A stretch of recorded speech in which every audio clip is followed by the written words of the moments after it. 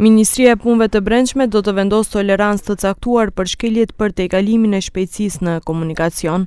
Ministri i Brendshëm Pançe Toshkovski tha se toleranca nuk do të vlejë nëse shoferi ka kryer vepër penale me atë tejkalim shpejtësie, respektivisht nëse ka shkaktuar aksident në komunikacion apo ka lënduar dikë. Светската статистика и светските параметри кои што се однесуваат на возење со одредена брзина, кога говориме за брзина од 50 и 60 км на час, се катастрофални.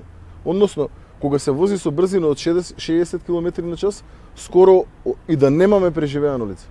Односно, од 10 повредени лица, од 10 лица учесници во рамки на сообраќајна незгода каде што се вози со 60, имаме 10 починати лица. Со 50, од 10 лица имаме само 2 преживеани.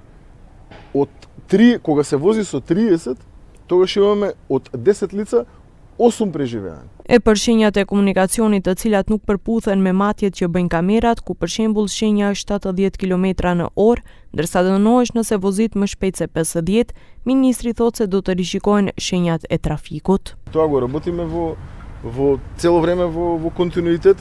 Тука е вклучено Министерството за внатрешни работи, Министерството за транспорт, јавното предпријатие, исто така за патишта во рамки на кој што е во надлежна, за да речеме, под капата на Министерството за транспорт и други надлежни институции. Работиме и на тоа, таму каде што ќе имаме поставено камери, ќе бидат претходно ревидирани сите сообраќајни знаци. Sa i përket problemit me mesazhet të cilat u dërgohen në numrin e personave të tjerë, ndërsa shkeljet kryen nga dikush tjetër, Toshkovski thotë se janë bërë parregullsi në të dhëna në kontrollin teknik.